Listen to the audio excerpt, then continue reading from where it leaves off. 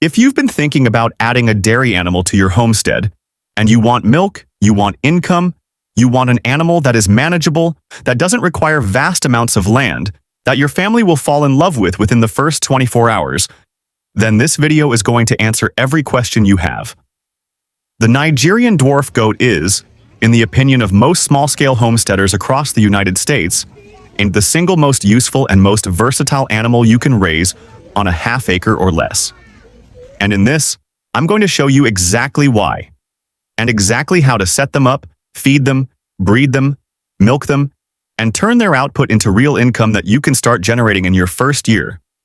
Everything in this video is verified against real-world practice and published agricultural data. No guesswork. Let's get started. Welcome back. And if this is your first time here, this channel is for people who are serious about getting the most out of a small piece of land.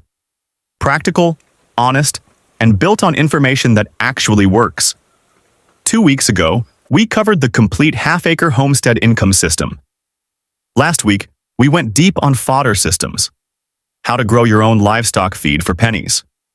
Both videos are linked in the description if you missed them. Today, we're covering Nigerian dwarf goats from the ground up. Here is exactly what we're going to walk through. First, what makes the Nigerian dwarf the right choice for a small homestead, and how it compares honestly to other popular dairy breeds. Second, housing and space requirements. The verified numbers from university extension programs so you can plan your setup before you spend $1. Third, fencing. The most important infrastructure investment you'll make, and the one most beginners get wrong. Fourth, feeding. What Nigerian dwarfs eat, how much, and how to keep your feed costs manageable. Fifth, milk production. Real, honest numbers, not best-case scenarios, and the factors that directly affect how much milk your does will give. Sixth, the breeding and kidding cycle. How it works, how to plan it, and what to expect. And seventh, income. The 3 income streams from Nigerian dwarfs that are accessible to a beginner right now, including one that is legal to sell in all 50 states without a dairy license. Stay to the end for that last point, because it is the one most people overlook and it may be the easiest money on a small homestead. There are 8 dairy goat breeds officially recognized by the American Dairy Goat Association, and all of them produce milk. So why are Nigerian dwarfs consistently the top recommendation for half-acre and small suburban homesteads? Let me walk through the honest comparison. Size. A mature Nigerian dwarf doe stands 17 to 21 inches tall at the shoulder and typically weighs between 60 and 80 pounds. A full-size Nubian doe stands around 30 inches tall and weighs 130 to 175 pounds. On a small property with limited fencing, limited shelter, and limited feed storage, the smaller animal requires meaningfully less of everything. Feed requirements. Because of their smaller size, the Nigerian dwarfs require approximately 1/3 to 1/4 the amount of feed that a standard-sized dairy goat consumes. This directly reduces your monthly operating cost. Milk quality versus quantity. Here is where the conversation gets interesting. Nigerian dwarfs do not produce the highest total volume of milk. A Saanen or Alpine doe will produce significantly more fluid milk per day. But Nigerian dwarf milk is uniquely high in butterfat, averaging 6.5% butterfat, with some does reaching 10%. For context, standard Holstein cow milk averages 3.5% butterfat, and Saanen goat milk averages around 3 to 3.5%. That butterfat difference has a direct impact on yield when making cheese, soap, butter, and other value-added products.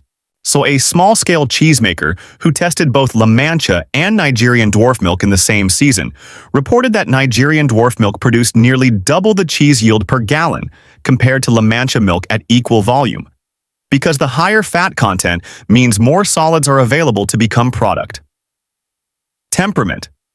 Nigerian dwarfs are consistently described by experienced goat keepers as friendly, social, and manageable, even for first-time goat owners. So they are gentle enough for children and elderly family members to handle safely. They do not tend toward the aggression or destructive behavior that some larger bucks exhibit. For seniors and retirees who want animals they can work with daily without physical strain, this is a genuine practical advantage. Longevity. Nigerian dwarfs typically live 15 to 20 years, longer than most standard dairy breeds, giving you a longer productive return on your investment per animal. Breeding flexibility. On most dairy goat breeds are seasonal breeders. They come into heat only in late summer through early winter as day length decreases.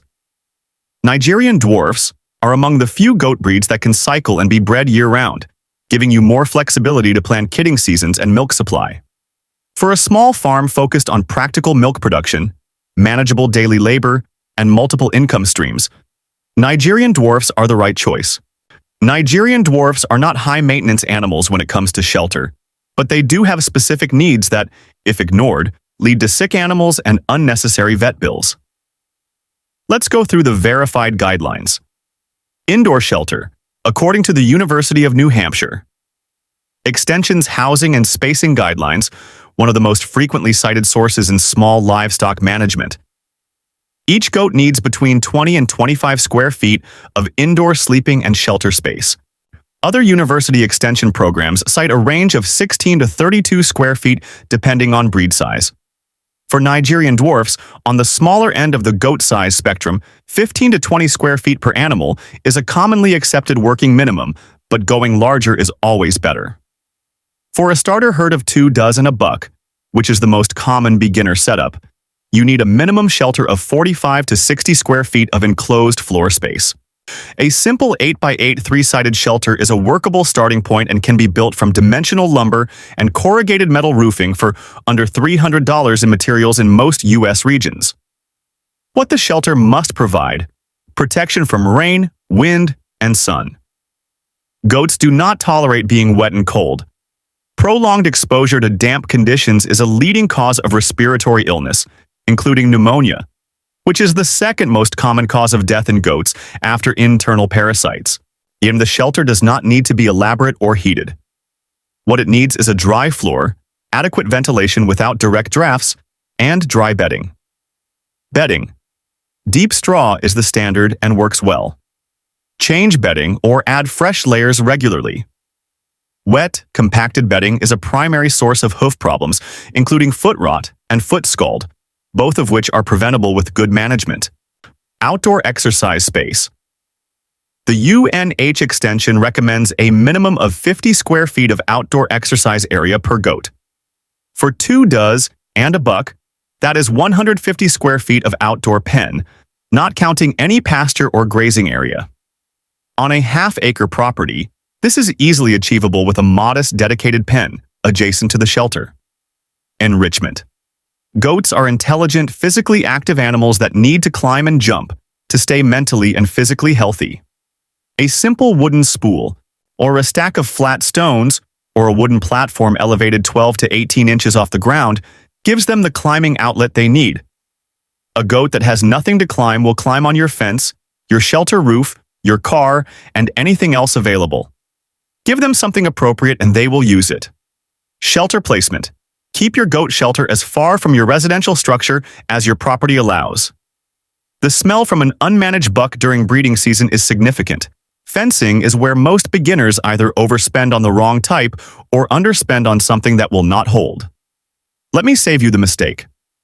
The single most important rule of goat fencing: if a goat can get her head through an opening, her body will follow. For Nigerian dwarfs, a wire spacing must be no larger than 4 inches by 4 inches. This is not a suggestion. It is a safety and containment requirement. Gates. Goats learn to open latches. Use double latching gates, or add a secondary bolt or carabiner to any gate the goats have access to. This is not an exaggeration. Nigerian dwarfs are consistently documented opening standard gate latches within days of noticing them. Your buck must be housed separately from your does, except when you intentionally introduce him for breeding.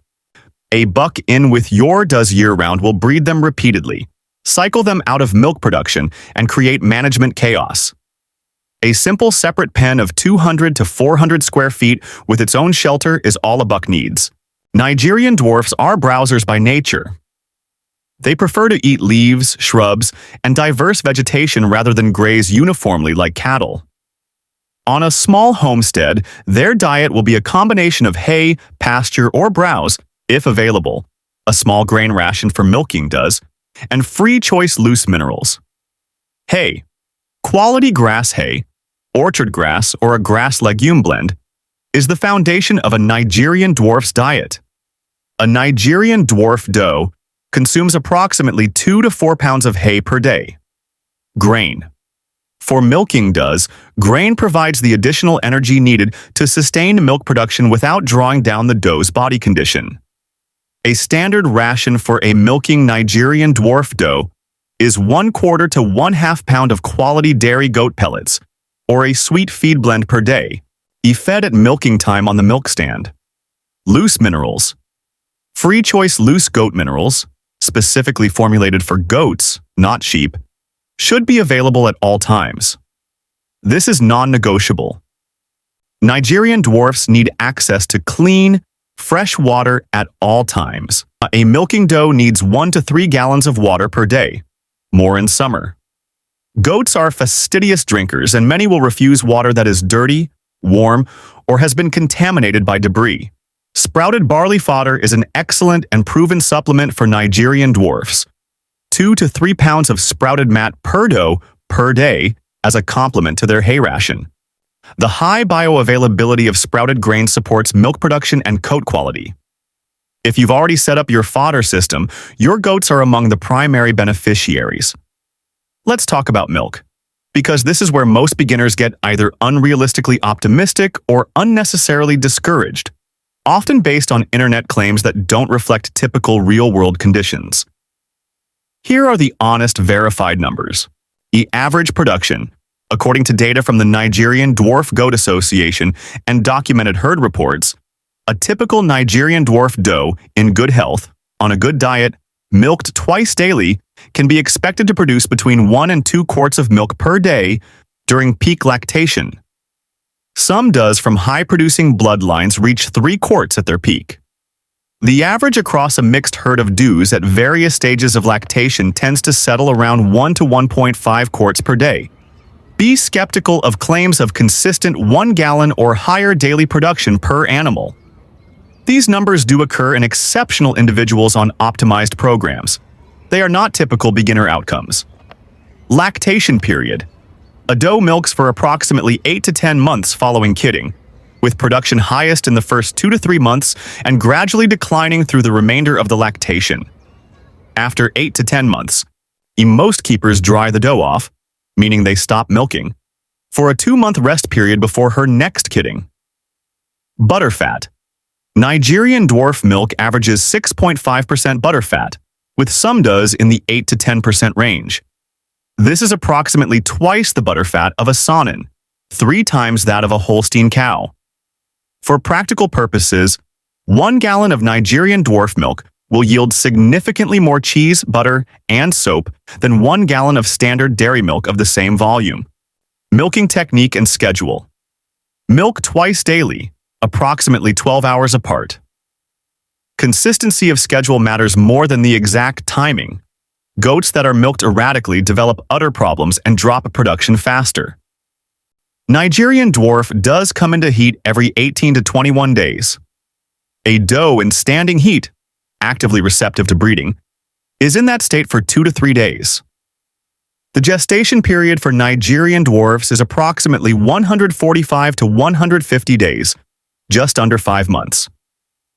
Most keepers breed does once per year, aiming for spring kids when weather is mild and pasture is improving. A doe bred in October will kid in late February or early March. Breeding a doe more than twice per year is not recommended and puts significant strain on her body. Nigerian dwarfs typically deliver 2 to 4 kids per pregnancy. Twins are the most common outcome for experienced does. First-time mothers, called first fresheners, more frequently deliver singles. What to prepare for kidding? Set up a clean, draft-free kidding pen approximately 2 weeks before the doe's due date. Have clean towels on hand, a bottle of 7% iodine solution for navel dipping, which prevents navel ill infection in newborns, and a lamb or kid milk replacer as a backup in case of feeding problems. Buck management. If you do not want to keep a buck, which is a reasonable choice for a beginner, given their strong odor during rut season, you have two options. You can rent stud services from a local Nigerian dwarf breeder for approximately $30 to $75 per breeding. Or you can explore artificial insemination through ADGA-affiliated programs. Many small homesteaders start without a buck and add one once they are confident in their management routine. Let's talk income, because this is the section that makes Nigerian dwarfs so compelling for a small homestead. There are three primary income streams from a Nigerian dwarf operation, and they vary significantly in how much regulatory complexity they involve. I'll walk through all three, clearly and honestly. Income Stream 1. Kid sales. This is the most straightforward income stream and the one with the widest legal access, because selling live animals does not involve food regulations in most U.S. states. Nigerian dwarf kids sell for $75 to $150 for pet quality or unregistered stock, and $200 to $500 or more for registered stock from documented high-producing bloodlines. Registered does from quality dairy lines regularly sell for $350 to $600 in active online markets. The American Nigerian Dwarf Dairy Association and the Nigerian Dwarf Goat Association both maintain registries, and registration adds meaningful value to animals sold for breeding or dairy purposes. A doe bred once per year, producing an average litter of 2.5 kids, will generate 2 to 3 saleable kids per year. For 2 does on your property, that is 4 to 6 kids per year. At $100 to $250 per kid for pet or commercial quality stock, and that is $400 to $1,500 per year in kid sales, before any milk or milk products income. Income Stream 2. Goat milk soap. This is the income stream most people overlook, and it is the one with the clearest legal path for beginners in all 50 states. Here is the important distinction. Selling raw goat milk for human consumption is regulated at the state level, and laws vary significantly across the U.S. In some states, raw milk sales are fully legal with a permit. In others, they are restricted to on-farm direct sales. In a few states, they are highly restricted or prohibited. And if you want to sell raw fluid milk, your first step is to check your specific state's law through your state's Department of Agriculture website or the Farm-to-Consumer Legal Defense Fund's interactive state map. However, goat milk soap is classified as a cosmetic product under U.S. federal law, not a food product. Goat milk soap sells at farmers markets, through Etsy, on farm websites, and through local boutiques at $6 to $12 per bar. A homesteader making soap from the milk of 3 to 4 Nigerian dwarf does, selling 100 bars per month at $8 per bar, generates $800 per month gross from a product that is made from something they are already producing. To get started, you need basic cold process soap making supplies, lye, oils, molds, and a dedicated workspace, costing approximately $50 to $150 for a beginner setup. The soap-making process itself can be learned from free resources, and your first successful batch can be ready to sell within 4 to 6 weeks of curing. Income Stream 3. Raw milk. Direct sales. If your state law permits it, selling fresh goat milk directly to consumers is a meaningful income source. Raw goat milk at farmers markets and through CSA-style farm subscriptions sells for $8 to $15 per half gallon in most U.S. urban and suburban markets, significantly above grocery store pasteurized goat milk prices, because fresh local milk from small herds has a flavor and quality that mass-market products cannot match. As of 2025, raw milk sales, in various forms ranging from on-farm direct sales to retail, are permitted in some form in approximately 30 to 35 U.S. states. Many states allow on-farm direct sales without a license if the operation remains below certain volume thresholds. Others require a Grade A dairy license. A small number restrict raw milk sales entirely. Before you invest in a milking operation with the intent to sell fluid milk, research your state's specific law. The realmilk.com state-by-state map and the Farm to Consumer Legal Defense Fund are the two best starting resources for current, state-specific information. Do not rely on what a neighbor told you or what you read in an online forum. Laws in this area have changed in many states in recent years and are continuing to evolve. What you can say with confidence is this: the path to income from Nigerian dwarfs is real, it is achievable, and it begins with 2 does, a manageable setup, and the commitment to milk consistently. Let me pull this all together. Nigerian dwarf goats are the right starting dairy animal for a small homestead in the United States because they are sized right for small land, their feed requirements are manageable, their milk is uniquely high in butter fat, they breed year-round, they are gentle enough for any family member to handle, and they produce multiple income streams: kid sales, goat milk soap, and in states where the law permits it, direct raw milk sales. A realistic income picture for a small, well-managed Nigerian dwarf operation with 2 milking does and a breeding buck on half an acre looks like this. 4 to 6 kid sales per year at $150 to $300 per kid, averages $600 to $1,800 annually. Ongoing goat milk soap production and sales of 60 to 100 bars per month at $7 to $10 per bar generates $420 to $1,000 per month. And where state law permits fluid milk sales, 1 to 1.5 quarts per doe per day during a 10-month lactation represents a meaningful additional revenue source. This is not passive income.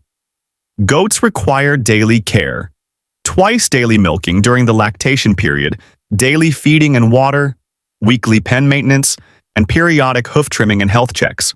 But the daily commitment for a small herd of 3 to 4 animals is approximately 30 to 45 minutes on routine days, which is well within reach for most retirees and part-time homesteaders. The one thing I want to leave you with today, before we move to what's coming next, is this: the Nigerian dwarf goat asks more of you than a chicken and gives more back. The milk is something you made happen. The kids are born because of choices you made about breeding and care. The soap carries your goat's names, your land's identity, your work. That kind of return, not just in money, but in connection to something living and purposeful, is exactly what small farming is built for. Next week, we are building a 50-bird Coturnix quail operation from the ground up. Budget, pen design, feeding, egg production math, and where to sell quail eggs for the highest price in your area, all in one video. The video is going to be practical, specific, and numbered. So if you want to catch it, subscribe now and hit the bell. And before you leave, drop a comment below.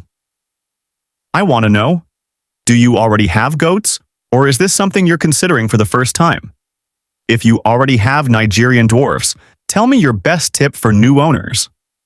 I read every comment, and the most useful ones will feature in a future. If this video helped you, please share it with someone who is thinking about starting a small homestead. A one share from you is the most effective way to grow this community. Thank you for being here today. The work you're doing, learning, planning, taking this seriously, is exactly what it takes to build something that lasts. This is purposeful small farming. See you next week.